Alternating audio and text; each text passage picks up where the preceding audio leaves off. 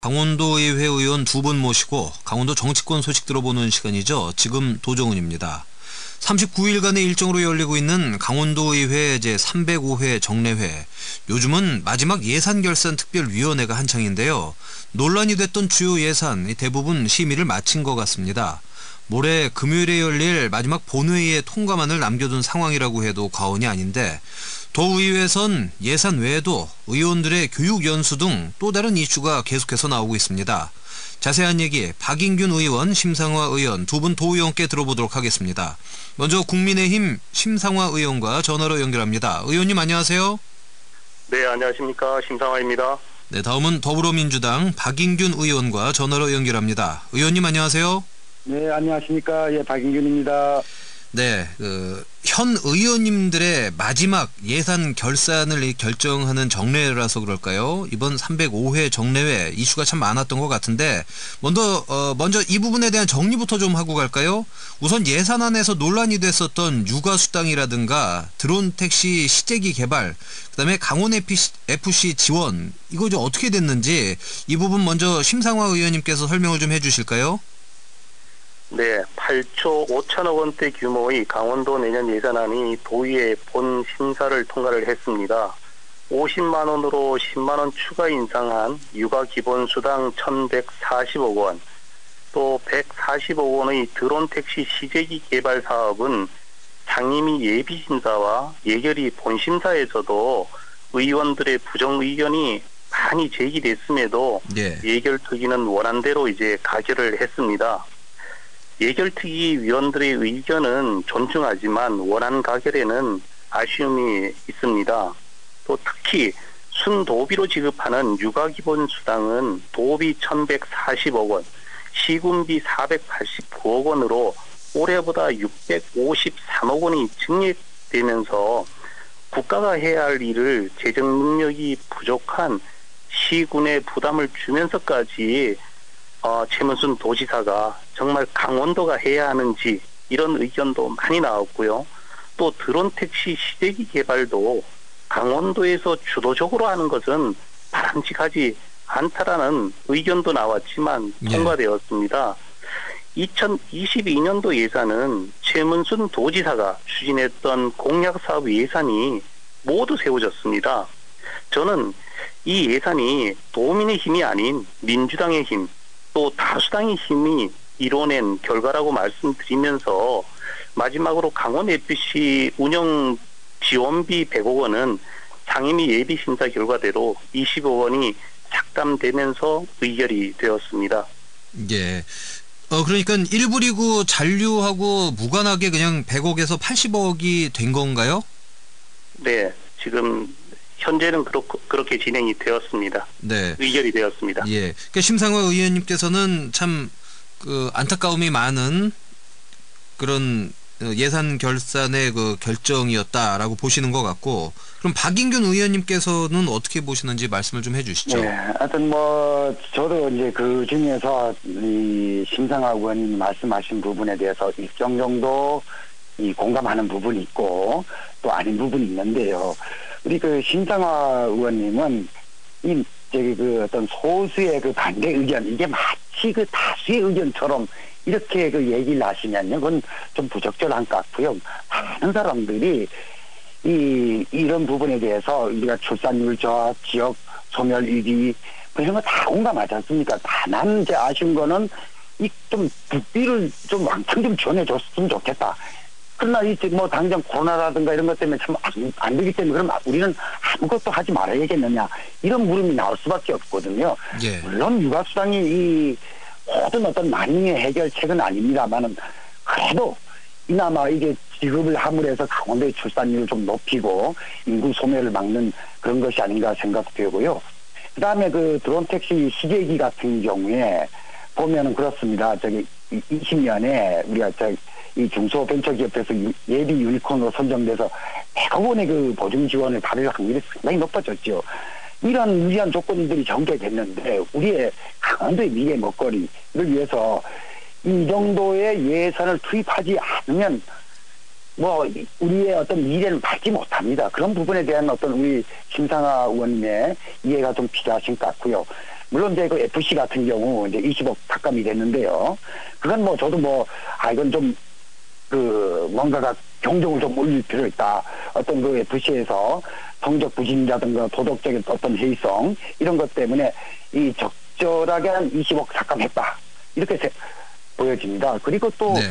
우리가 대부분 보면 최문순 지사의 어떤 이 공약 또는 정책이 다 통과됐다라고 얘기를 하는데요. 조금 전에 강원 FC에서 20억 삭감을 했고, 우리 당장 자치경찰위원회에서 라든가 우리 소관 부서 상임위에서요. 그다음에 총무행정관실에서 소관하는 어떤 행정동무회 보조금이라든가 강원연구원 등등의 여러 가지가 이 같은 어떤 여당 의원이 많다 하더라도 최문순 지사의 이 적절하지 못한 어떤 공약 또는 지출에 대해서는 단호하게 반대를 하고 간액을 하죠.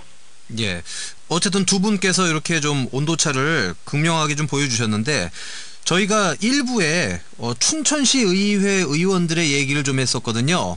회의하는 과정에서 욕설과 막말이 오갔다 그러더라고요. 춘천시 의회의 경우에는. 네, 강원도 의회에서 이번에 그런 사례는 없었죠? 예, 물론 없습니다. 예. 네, 그래도 논쟁과 포로는 치열하게 하지만 그렇게 경우 없는 네. 짓은 하지 않죠. 서로 선을 지키시면서 점잖고 교양 있게 하셨다는 말씀이신 거죠? 네, 알겠습니다. 다음으로 좀 넘어가서요. 최근 논란이 되고 있는 것 중에 하나가 의원님들의 그 교육 연수에 대한 내용이거든요. 그러니까 보통 교육 연수를 그동안에 제주도 가서 하셨나요? 주로 제주도가 많습니다. 예, 주로 제주도. 예. 뭐 특별한 이유가 있습니까? 글쎄요. 하여튼 보면은 다소 문제가 있는 것 같습니다. 뭔가가 이왕이면은 이 바람도 좀 쐬겠다 하는 콧바람 좀 쐬겠다는 이런 것도 좀 포함되어 있어가지고 좀 곤혹스러운데요. 특별한 형태는 아니죠. 얼마든지 이 서울이라든가 춘천에서 할 수 있는데 대개 경우 보면은 제주도라든가 이런 데서 하는데 꼭 그렇다고 100%다 제주도에서 하는 건 아니고요. 예. 예를 들자면은 우리가 이제 우리 의원 전문 교육 연수기관에서 보면은 이 12월 달에 실시되는 직무 교육이 주로 이제 제주도에서 1박 2일 코스에서 1인당 50만 원. 물론 이것도 의원 개개인이 내는 것도 아니고 이제 의회에서 지출을 하는데요. 지출 이유야 의원 개인의 의정 활동 역량 강화를 위한다. 이런 명목조죠. 그렇지만 하여튼 이런 것이 적절하지 않은 부분들도 있고, 또한 특히나 내년 선거에 맞춰가지고 주로 이제 선거법이라든가 언론 대응기법 등 개개인의 어떤 선거에 맞춰서 이 프로그램이 진행되는 것은 이건 썩 바람직한 모습은 아니다라고 보여지는데, 또 그렇다고 해가지고 이것이 위법이냐?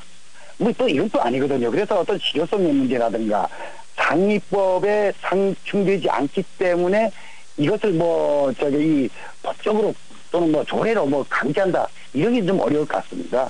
예. 그래서 길게 이렇게 좀 설명을 해 주셨습니다. 박 의원님께서요. 그러니까 올해는 제주도에 가셨나요? 의원님들께서? 아닙니다. 예? 아직 안 가셨나요? 예. 네. 심상화 의원님, 이 부분에는 어떻게 박 의원님하고 같은 의견이신지 아니면은 다른 생각이 있으신지 좀 말씀을 좀 들어볼까요? 예, 박인권 의원께서 말씀을 잘해 주셨는데요. 근데 위법은 아니라고 하는데 사실 위법은 아닌 건 맞습니다. 왜 그러냐면 이 자체가 조례로 제정되어 있지 않습니다. 예. 그러다 보니까 위법이다, 위법이 아니다라고 말하기가 좀 어려운 건데요. 여기에 의원들의 이제 교육 연수는 의정 활동의 이제 전문성과 효율성을 높이는 데 있다고 저는 봅니다. 예. 이 교육 연수에는 의정 활동에 대한 이해와 직무 능력 향상, 또 합리적인 의사 결정 능력을 이제 함량하는 내용이 이제 포함되어 있는데요. 모든 의원에게 기회가 충분히 제공되어야 하는 것은 저는 기본 원칙이라고 생각을 합니다.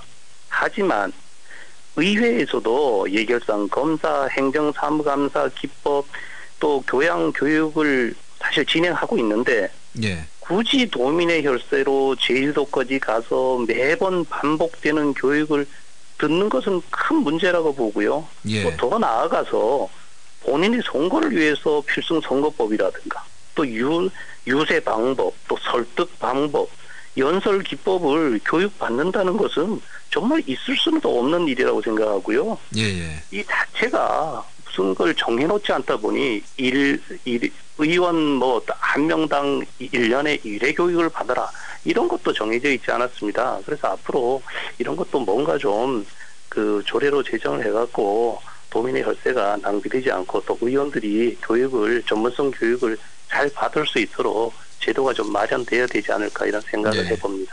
그러니까 어쨌든 올해는 이런저런 이유로 아직 교육 연수 제주도로는 안 가신 거네요. 네, 지금 제가 파악하기로는 뭐 취소된 걸로 알고 있고요. 예. 뭐 전반기에는 뭐 어느 분이 어떻게 다녀오셨는지는 그게 다 같이 가시는 게 아니고 일정에 따라서 사정에 따라서 이렇게 나눠서 이렇게 갈 수가 있나 보죠, 자유롭게. 네, 각 개인 의원한테 네. 갈 수 있는 뭐 권한이 있습니다. 본인이 필요하다면 신청해서 갈 수 있도록 지금 현재는 그렇게 제도가 되어 있습니다. 뭐 제주도에 어디 뭐 연수원 같은 데서 아예 그냥 딱 커리큘럼이 짜진 게 아니고 그냥 화상으로 할 수도 있고요. 아니면 뭐 예를 들어서 의회 내에서도 교육을 받을 수도 있고 정기 교육이 있고요. 또 그 국내로 간다 그러면 뭐 제주도라든가 경주라든가 설악이라든가 이런 데가 되는데 보통 뭐 제주도까지 가서 받는 게 좀 문제가 되고 그리고 한 번 받았던 교육을 다시 본인이 그 학습을 하면 되는데 또 가서 또 그가 똑같은 교육을 받는데 아마 문제가 있지 않나 이런 그 생각을 합니다. 예. 그러니까 지금 두 분께서는 어쨌든 굳이 이거를 다 이렇게 반드시 가야 되는 건 아니다라고 말씀을 하셨지만 또 다른 도의원님들 중에는 이거 꼭 찾아가지고 챙겨서 또 이렇게 가신 분들이 계셨겠네요. 그렇죠? 본인이 필요성에 따라서 갈 수도 있는 거라고 저는 봅니다. 그렇지만 그것을 그 교육을 떠나가지고 또 정말 여행 가듯이 가는 것은 바람직하지 않다라는 것이죠. 그러니까 정말 교육을 위해서 간 건데 제주도를 갔다 오면은 여행 갔겠다라고 오해를 받을 수도 있잖아요. 뭐 오얏나무 밑에서 갓근 고쳐매가지고 억울한 것처럼. 그렇지 않고요. 교육 자체가 갈 때부터 그 교육 프로그램이 나와 있지 않습니까? 네네네. 그 프로그램을 보면 이게 정말 전문성 있는 교육을 받으러 가는지 아닌지 그 충분히 그 인지할 수가 있거든요. 그래서 앞으로는 정말 교육을 좀 더 세심하게 받을 수 있도록 그 프로그램을 짜져 있는 데를 저희들이 선택을 하든가 본인이. 그러니까 조례 자체가 없어서 그런 거에 대해서 뭔가 어떻게 규제를 한다거나 간섭할 수 있는 게 없는 거네요, 지금은. 지금 현재로는 저는 그렇다고 봅니다. 사실 이 교육 연수가 큰 문제라기보다는 이제 보통 그 국민들이 공분하는 게 국외 공무 여행, 그러니까 해외 연수인 거잖아요.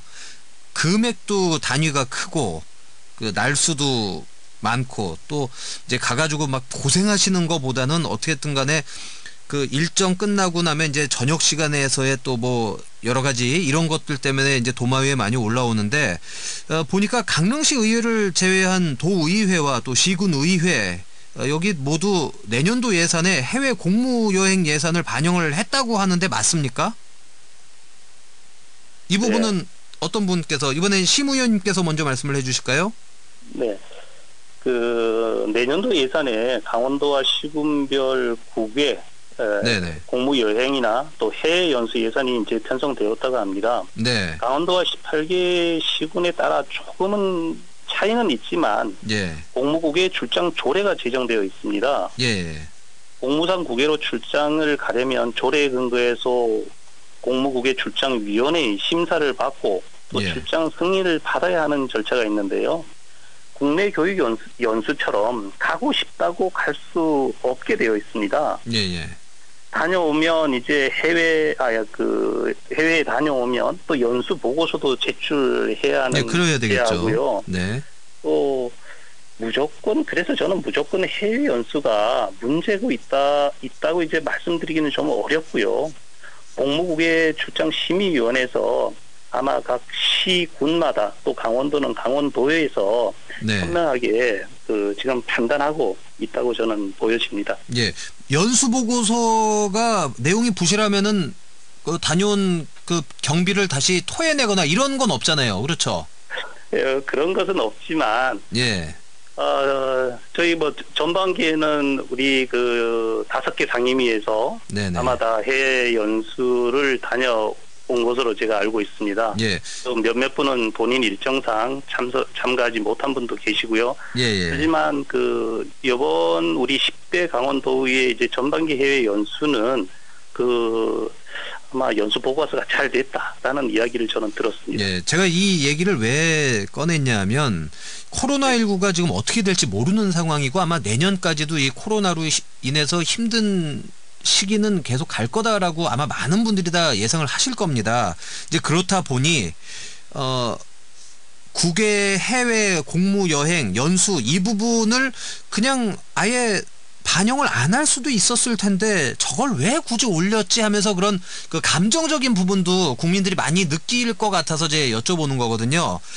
자, 이번엔 박인균 의원님께서 이 부분에 대해서 뭐 하실 말씀 있으면 좀 말씀을 좀 듣고 넘어갈까요?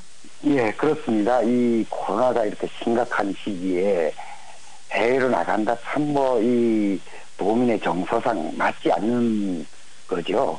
그렇지만 예를 들자면은 어떤 이 국제 교역, 방역 협력 뭐 예. 등등의 문제 때문에 꼭 가야 할 부분에 대해서는 또 불가피하게 또 가야 하거든요. 이제 그런 부분들이 아닌 어떤 해외 여행처럼 가는 것은 우리 지금 시점에서 정서에 맞지 않다 이렇게 보여집니다. 그러니까 내년에 이제 다시 선출되신 분들이 갈지 안 갈지는 모르겠으나 예, 어쨌든 잡아는 놓고 상황이 더 안 좋아지거나 정서에 안 맞는 것 같다면은 예산은 잡았지만 안 갈 수도 있다라는 그렇습니다. 말씀이신 거죠? 예, 일단 그렇게 저 이해를 하겠습니다. 그러면 자, 저희가 시간이 2분 정도 남았는데 이 코로나 얘기를 잠깐 짚고 좀 맞춰야 될 것 같습니다.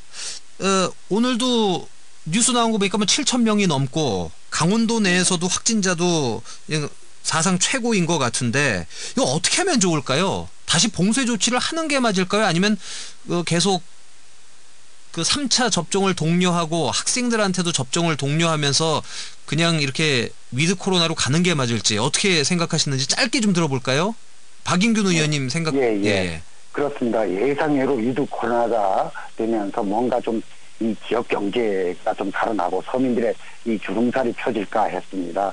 그러나 이 전국적으로 7,000명, 강원도도 이제 100명 이렇게 지금 확진자가 늘고 있어서 이 참 불가피하게 정부에서도 이 방역을 강화하는 방향으로 가고 있는데요. 이제 지금 강원도 같은 경우도 이미 그 중환자 전담 치료병상이 100%확 쳐버렸고 예, 그렇죠. 중증 중환자 치료병상도 82% 정도가 됐습니다.